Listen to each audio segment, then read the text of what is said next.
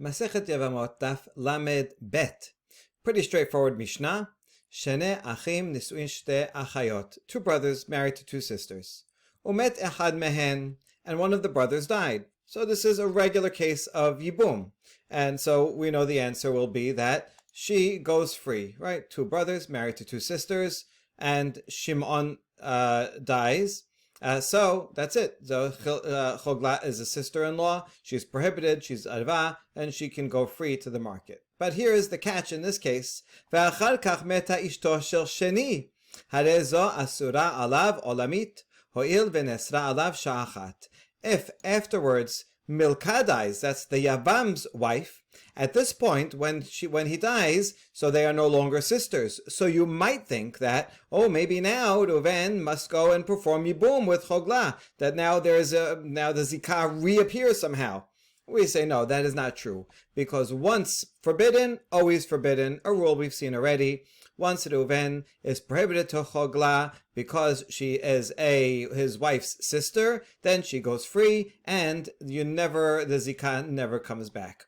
All right, so this is a pretty obvious case that we've seen iterations before, and so the Gemara asks, Peshita, hashta uma hatam de la midahya mehai beta legamre, amart la, hacha de ka midahya mehai beta legamre, lo kol sheken. So this is obvious from a previous case that we saw in this perek regarding three brothers, and in that case was more complicated and actually a bigger chidush. So if you remember here, we had also two brothers married to two sisters, and Shimon dies.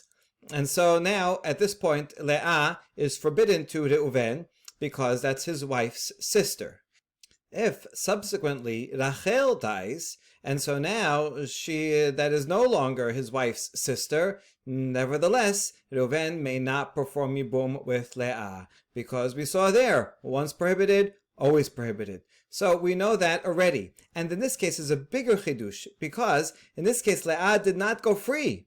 Leah is still bound to someone in the family, to Levi, because he is not related, so there is a zikah there. So in a case where Leah is still bound to one of the brothers and does not go free, and yet even there we say, though Rachel dies, Reuven, once prohibited, always prohibited, then for sure in the case of two brothers where they are related, Shimon dies, and that's a sister-in-law, and then she goes free to the shuk, and that's out of the family, for sure you would not say when Milka dies that Reuven has a zikah to a Chogla.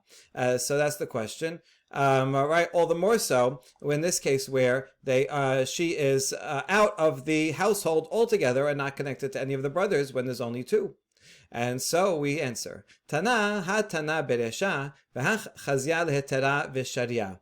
Originally, the author of our Mishnah, the reciter, had only our Mishnah here with two.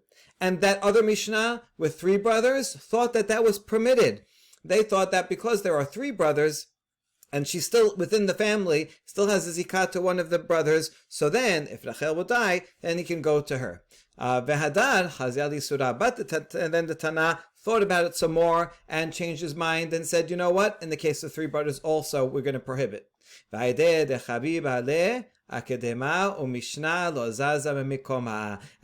this chidush was beloved to him, anytime you have a new chidush and you think of a new thing, you say, oh, I really appreciate that. So therefore, he put it first and taught it first. And once it's in that order, that's it. We don't change the order. So really, logically, it would have made more sense to have our Mishnah first with two brothers, and then give the next chidush. It's even true with three brothers. But because it was formed out of order, we remain out of order, and it's true, this case is obvious once we know the previous case. Good. Teno Rabbanan. Ba aleha, chayav aleha, mishum eshet ach, u mishum achot isha, dibre Rabbi Yosef. Let's say we have a case like this, and this time Milka doesn't die. A simpler case. The Reuven and Shimon, brothers, are married to two sisters, and Shimon dies. And so this is prohibited for Reuven to take Hogla. Why is it prohibited? For two reasons. Number one, it's his brother's wife. And number two, it's his wife's sister. And so because there are two prohibitions, Rabbi Yosef says he is liable on both counts. Now, if you do this on purpose with witnesses, then you get the death penalty. You can't die twice, but this would make a difference. For example, if he does it by mistake, he doesn't know who it is, he doesn't know it's not allowed, and then he brings a korban hatat, he'd have to bring two korban hatats, according to Rabbi Yosef. Rabbi Shimon disagrees. He says, Eno chayav ela mishum eshet ach bilvad. Rabbi Shimon says, no, only one count, only because it's his brother's wife. All right, but now we have another braita. V'hatanya, Rabbi Shimon omer eno chayav ela mishum achot isha bilvad. Another braita says, according to Rabbi Shimon, this braita agrees. He's only liable to one count, but it chooses the other prohibition of his wife's sister. So now this is curious. Which one is it? Which one did Rabbi Shimon say? And why would he say one and not the other? How did he choose which one to say is the prohibition? And we answer, La kashya kanche nasa chai v'achar kach nasa met. The second baraita says it's because of wife's sister. Well, that's where the living brother, the one that will stay alive, gets married to his wife first, and only then the one that will die gets married. So in that case, Reuven married first. And so at the point that he gets married, Shimon is still single. So Hogla is his wife's sister. So that prohibition is the first one to apply. And then later when Shimon gets married, and she becomes his brother's wife, well, she is already prohibited as his wife's sister, and so therefore we only apply the first one, right? The first layer, the first prohibition comes, and that's it, not the second one. So that's where he gets married first, and that's when you would have the wife's sister. On the other hand, if Shimon gets married first, at the point that he gets married, Reuven is single, but is still his brother's wife, so Reuven is still prohibited to Hogla. And then when later Reuven gets married to Hogla's sister, then would be a second prohibition of wife's sister, but the second prohibition does not apply on top of the first, and therefore there's only one. So depending on who gets married first, that will make a difference between these two baraitot. So they're not actually in contradiction, right? Kancha nasa met v'achar kach nasa chai is the first baraita. Okay, good. Now we have a question. Rabbi Shimon, hechad nasa met v'achar kach nasa chai. In the second case that you just said, where the one who will be deceased had married first, and then the one that will remain alive. Kevan disur achot isha lo chayil. In that case, it's his brother's wife. That's the only prohibition that we have. And when Reuven marries and becomes the wife's sister, that prohibition does not apply. So all we're left with is one prohibition of brother's wife. And that's a classic case of yibum. Tijabem yabumeh. Let him go ahead and do yibum, right? So once again, we have here, Shimon got married first, so this is brother's wife, and the next prohibition does not apply, so we don't care about the fact that they are sisters, and he's married to one of them. He dies, so the regular case of Yibum overrides brother's wife, and therefore let him go ahead and do Yibum, according to you, to be Shimon, who says only one applies. Answer, Amar Vashe, Isur achot isha mitlat tale veka'eh. You're right, although it does not apply now, it's hanging in the air. Ipaka isur eshet ach, and if, for whatever reason, the prohibition of eshet ach should leave, and it does leave because of Yibum overrides the prohibition of Eshet Ach, then that the other prohibition, which was hanging, will come fall and apply. And that's why the prohibition is not completely terminated, but the prohibition is always there. So the point is that as long as whenever there's one prohibition, another can't apply on top of it. There's only space for one. And so if he violates, he'll only be chayav one korban chatat. But if that, for whatever reason, that should be removed, then the other then comes in its place as a backup. And so that answers that question. Okay, now that was a question against Rabbi Shimon, and now a question to Rabbi Yosef. What he just said here is that it doesn't matter which order, once they both are married, there are two prohibitions, and one prohibition can lie on top of another, and when he violates is liable to both. So now this opens up a whole new sugya which is a big topic that applies to lots of things. Can one prohibition apply on top of another prohibition, right? Can you be liable twice for the same action? והתניא, אבל עבירה שיש בה שתי מיתות, נידון בחמורה. רבי יוסי אומר, נידון בזיקה הראשונה הבאה עליו. We have a baraita that has a machloket. The first opinion, Tanakama says, if one violates a prohibition that deserves 2 death penalties, then the person gets whichever one is harsher. So this would say a prohibition does apply upon another prohibition. Because let's say, he did one, and the one that applied first was the lesser type of form of death penalty, and then the higher form of death penalty. So if you say you always pick the harshest, well, we only can kill a person once, and so we're going to pick the harshest, whichever, no matter what order it falls in. So that opinion would say Isur does chal al Isur. But Rabbi Yosef says, no, we don't do that. We follow whatever happened first, right? Whatever prohibition he was liable to first in terms of his relationship, that's the death penalty we give. We're going to give an example. V'tanya in this braita. Ketzad Amar Rabbi Yosef nidon bezikah rishona ba'alav. So this braita is going to explain it. How can we have a case where Rabbi Yosef would say we only give him one death penalty, whichever occurred first? So it's as follows: Hamoto v'naset eshet ish. If a person he marries a woman, and the woman has a mother, okay, but the mother is single.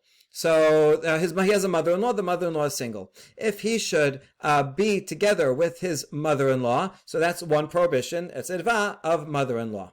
And now, let's say the mother-in-law, so by the way, the death penalty for being with the mother-in-law is serefa, which is the second highest form of death penalty. Now, what if he gets married to his wife, his mother-in-law is single, but then she marries? Right, what happened to the father? Whatever. His father-in-law is divorced or had a picture, died. She gets remarried to someone else. Or to the husband, anyone.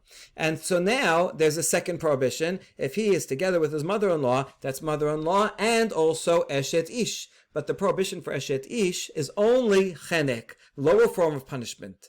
So what's the law? Nidon b'chamoto. He gets serefa for the first prohibition, because whichever one applied first, that's it. So this actually everyone agree with because it's also the most stringent one. But here is the nafkamina. Eshet ish v'naaset hamoto nidon be'eshet ish. If the mother-in-law was married, she's married the whole time, especially at the time of the wedding of her daughter, right? So you have a couple, they have a daughter, and some guy comes, and so at that point, before the marriage, this man is prohibited to his future mother-in-law because she is married. So that would be adultery. She is prohibited to everyone in the world. Then, so that comes first, eshet ish, which is only chenek. Then, when he marries the daughter, now and becomes mother-in-law, now you have an added prohibition of mother-in-law also. So in that case, if he should be with his mother-in-law and who was also married and therefore adultery, we only give him eshet ish, only chenek, because Rabbi Yosef says the first one applies first, and that's adultery, and then the other one cannot come upon it, and isur hal al isur. So we see, according to the Rabbi Yosef, we do not apply one prohibition, one liability to another. But in the braita we had above, here the Rabbi Yosef says they have the opinion that he's liable to 2 counts, which means he thinks we do apply liability upon another. So how are we going to answer that? We're going to see 2 answers. And this one is, Amar Rabbi Abhu, Modeh Rabbi Yosef, Bi Isur Mosif. Even Rabbi Yosef will agree in a case the second prohibition increases the scope of the first. We're going to bring an example as follows. Tenach hecha de nasa chai, ve'achar kach nasa met. Migo de itosaf isur legabe achim, itosaf isur legabe dide. When the brother who is going to live, right, back to our case of 2 brothers and 2 sisters, when he marries first, so Reuven marries Milcah, and so now Hogla is prohibited to Reuven as his wife's sister. Okay, just one prohibition. Now, in this case, imagine that there's a few other brothers, Reuven, Shimon, Levi, Yehuda.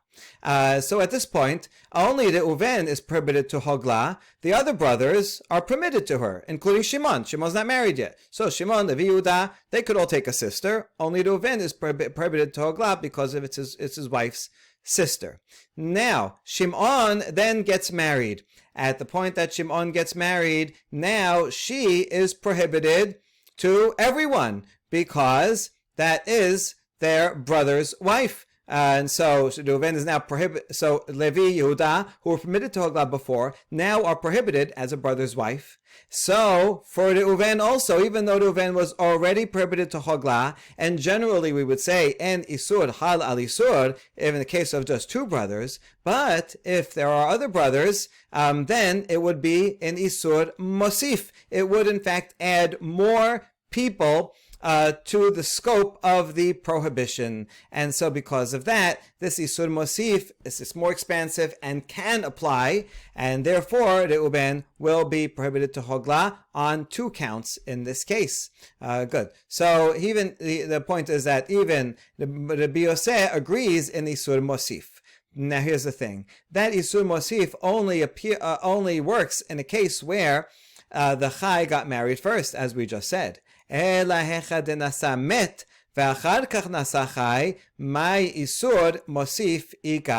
case where the deceased brother married first. So in this case, this is Reuven is prohibited to her as his brother's wife. And so are any other brothers, right, would also be prohibited to Hogla as brother's wife. So she's already prohibited to all the brothers. When Reuven comes and takes Milcah, so now the brothers are already prohibited. So this is not any more expanded scope. It doesn't add anything to other people. Hogla is not more prohibited to more people.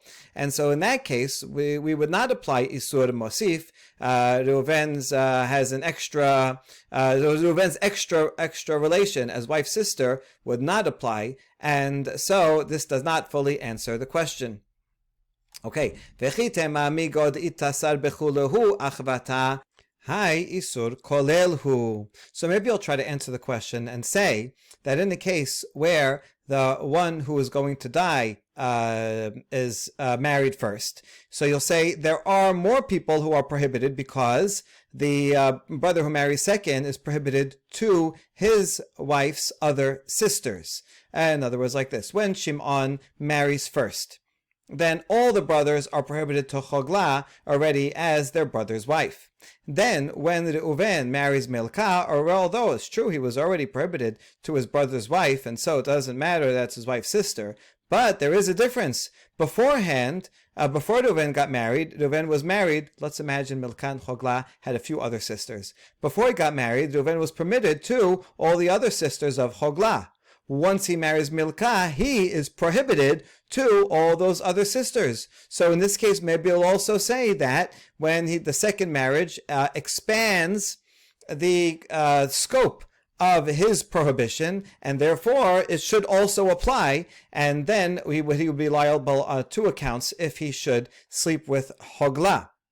But this does not work. As you can see, there's a fundamental difference, right? In the first case, what we called Isur Kolel, this one's called Isur Kolel. And the first one that's called Isur Mosif. The Mosif, the added scope, was upon Hogla, who is the object of the sin. Reuben is sinning with Hogla. So when he sleeps with her, at first she is, in the first case, she is his wife's sister, and then is an added prohibition. That prohibition is added to her because there are many other people that also will be added to the prohibition against her as the object of their sin.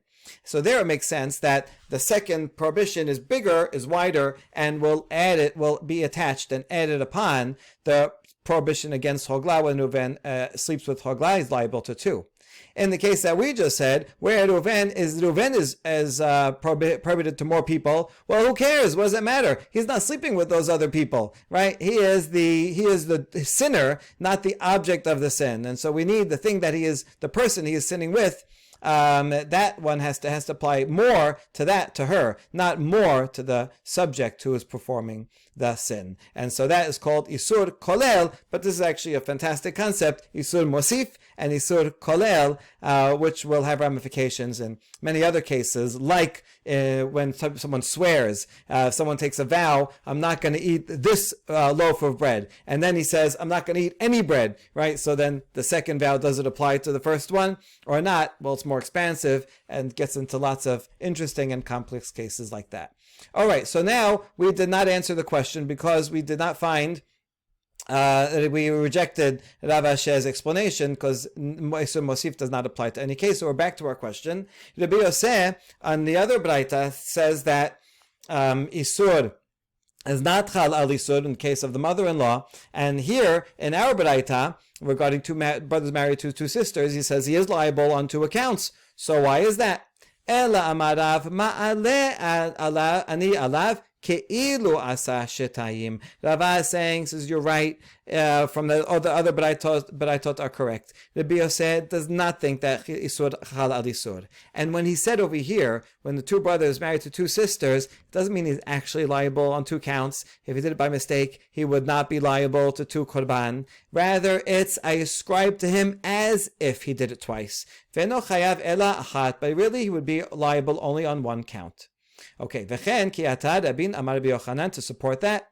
Ma'ale Rabbi Yochanan was reported to say, Ma'ale ani alav kilus asa shetayim ve'no chayav ela achat. Same word. So we have Rava from Bavel, Rabbi Yochanan from Eretz Yisrael said the same thing. Now we ask, my nafka mina? What does it mean? He's as if. Right? You're as if you owe me $100, but it's as if you owe me 200. Well, I don't owe you 200, so why? What practical difference would there be? So the answer is lekobro ben reshaim gemurim. When sinners die, when someone is let's get killed by death penalty, so they don't get buried in the same place as everybody else. And in fact, there are different gradations within the cemetery for how bad what they did is. If they got the highest form of capital punishment, they're not buried with the people that get the lowest form of capital punishment. And therefore, someone who makes a sin, who's liable on only one count, is evil, but the person who makes a sin, who is like this, as if liable on two counts, is even more evil and doesn't deserve to be buried in the same cemetery as the one who violates even a death penalty that's only liable on one count. And that is the practical difference between them. We just proved that according to Rava's interpretation of Rabbi Yosef does not agree with the rule of Isur Kolel.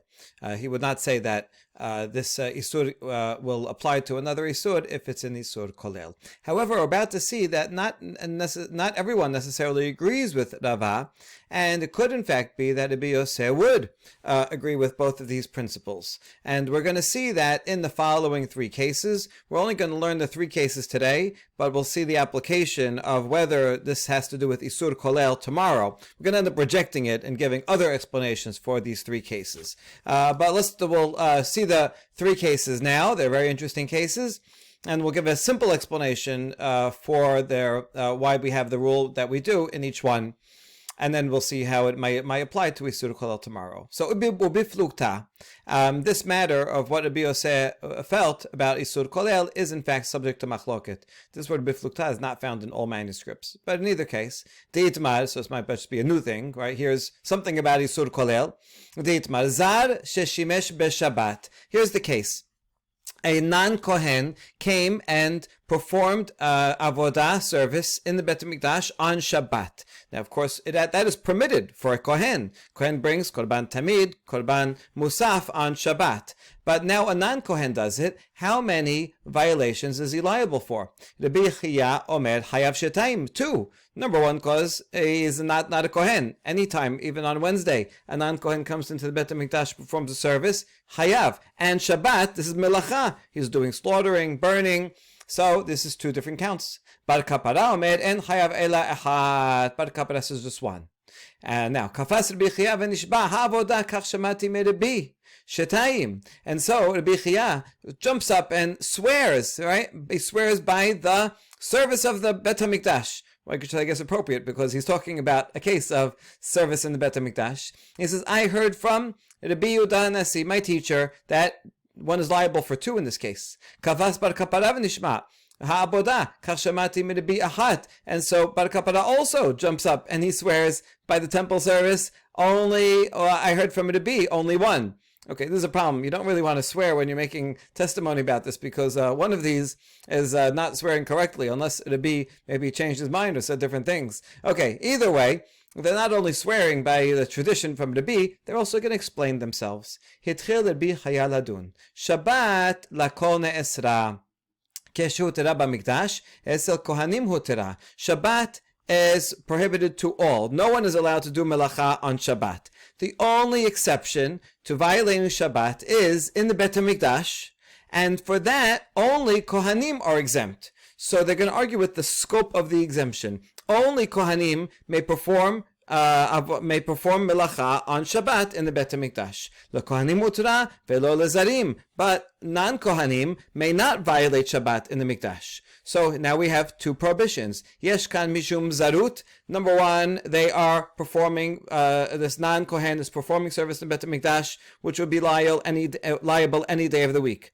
And two, v'yesh kan mishum Shabbat. And second, the exemption of doing melacha on Shabbat only applies to Kohanim. So whatever he's doing when he does some shechita or burning something, then he is violating Shabbat as well. And there you go, that's two. Hitchil bar kapara ladun, but Bar Kapara argues for his side. Shabbat akol nesra u'chshu tera b'mikdash hutera en kan ela zarut. Bar Kapara says, yes, it's true, I agree, Shabbat is prohibited for everybody in general, except for avodah service. Anyone who does avodah service is allowed to do it on Shabbat. So in other words, in the Bet HaMikdash itself, Shabbat is cancelled. Right? It does not apply at all. If you're preparing a Korban Tamid, there's no problem of melacha on Shabbat. So therefore, when a non-Kohen comes and he does a Bet HaMikdash service in the Bet HaMikdash, as long as he's doing it in the right procedure, he's not violating Shabbat. He's only violating that he's a non-Kohen and kan el lazarut. So they're arguing about actually we know that avodah overrides Shabbat. The question is that exception. How great is it? Is the exception only applied to Kohanim or does the exemption apply to everyone? All right. That's case number one. Case number two. Ba'amum sheshimesh betum'ah. Now it's a Kohen, not a Zad. A Kohen who has two problems. He has a blemish and he also is tameh. Each of these on their own would make the Kohen prohibited from doing avodah. And now he has both. Rabbi Chaya Omer, Hayav Shetayim. That makes sense. He has two problems. Bar Kapara Omer and Hayav Ela Achat. Bar Kapara says only one. The reason only one here, we're actually talking about a case where all the Kohanim are tameh, and that's a law. We saw that in Masechet Pesachim many times, that if all the Kohanim are tameim, then they are allowed to perform the avodah even while they're tameh.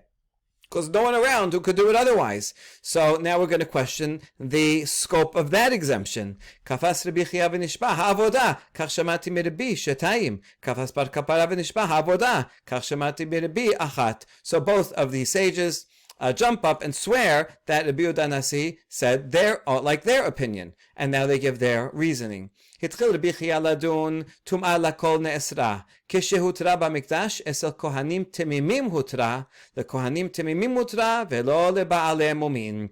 And he argues that anyone who's tameh is prohibited from performing in the Bet HaMikdash. But there is an exception, and that is when everyone is tameh. When that exception applies, it applies only to Kohanim who have no blemish. They are exempt and they can perform while they are tameh.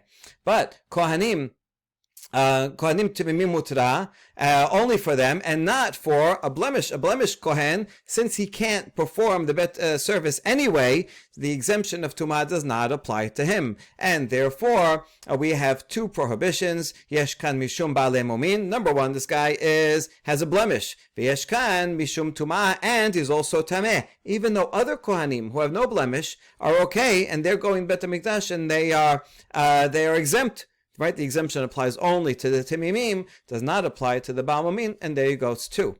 התחיל בכפרה לדון, טומאה לכל נאסרה, וכשהותרה במקדש הותרה, אין כאן אלא משום בעל מום. But kapara says only one. Why? Because once all the Kohanim are tameh, so therefore the exemption applies to all Kohanim. Right, generally all Kohanim are asur. When the exemption applies, when everyone is tameh, it applies to all Kohanim, and therefore this Ba'amum, he has no problem that he's tameh. That Tumah was overridden, and he only has one prohibition, that he is a Ba'amum. Okay, case number 3, Zar she'achal melika. Melika is a special way that the Kohanim would slaughter a bird in the Bet HaMikdash that was a korban. It's not slaughtered with a knife in the usual way, but rather the Kohen had a long nail, and he would press the nail into the back of the bird's neck. Very special way of doing it. Now, this korban of a bird can be eaten by Kohanim. That's fine. Now, what if a non-Kohen comes and he eats this bird that was a sacrificial bird? He has 2 problems. Number 1, this is sacrificial meat. Any sacrificial meat that's Kodesh Kodashim has to be only by Kohanim, cannot be eaten by non-Kohanim. That's 1. 2 is that because this bird did not get ritual slaughter, regular shechita, but rather this unusual way, so it is also a nevela. It's a nevela for non-Kohanim because they are not eating it as a sacrifice. So now this law is an exemption, right? You could do milika in general as a nevela, except unless it's a korban, then it's okay. So again, what's the scope of the exemption? Rabbi Chia omer hayav shetayim, bar kapara omer en hayav ela achat. Bichia against us 2, bar kapara says 1. They're consistent. Kafas bichia v'nishba avoda kach shemati mirabi shetayim. Kafas bar kapara v'nishba avoda kach shemati mirabi achat. Right, same play. They both swear in the name of Rabbi Yehuda Nasi that they're in their opinion, and now they explain it. התחיל רבי חייא לדון, נבלה לכל נאסרה, כשהותרה במקדש אצל כהנים הותרה, לכהנים הותרה ולא לזרים. Generally a nevela, and this bird did not get ritual slaughter. So this bird is technically a nevela, and so it's prohibited for anyone. If someone would go do milika on a bird outside the Bet HaMikdash, it would be prohibited as a nevela. There is an exception. The exception is in the Bet HaMikdash. But in the Bet HaMikdash, it's only permitted for Kohanim to eat it, because they are permitted to eat it. So the exemption is small. La Kohanim Utra, only for them and not for non-Kohanim. And so now, with this non-Kohen who comes and eats from this bird, we have 2 problems. Number 1, Yeshka Mishum Zarut, he's not a Kohen and he's eating sacrificial meat. Any sacrificial meat, no good. V'yeshkan Mishum Melika, and he's eating a bird that did not get ritual slaughter, and therefore it's nevela, because the exemption of nevela for Melika only applies to Kohanim. He's not a Kohen. That's 2. התחיל בכפרה לדון, נבלה לכל נאסרה, כשהותרה במקדש הותרה. אין כאן אלא משום זרות. Bar Kapara says as follows: nevela is prohibited to everyone. Anyone who eats such a bird outside the Bet HaMikdash would be violate nevela. But in the Bet HaMikdash, if it is in fact a korban, and this was prepared in the right way, so this is milika of a korban, and that exemption is wide. Anyone who eats that does not violate nevela, no matter who it is. So that's permitted. So therefore, we are left with only one prohibition, the fact that he is not a Kohen and he's eating sacrificial meat. So there you go. It's only one prohibition according to Bar Kapara. And on next stop, we're going to analyze these 3 cases to see what principle is behind their machloket in each of the 3 cases. We're going to attach it to what came before regarding Isur Kolel, reject that, and then offer other possibilities. Baruch Adonai Le'olam. Amen ve'amen.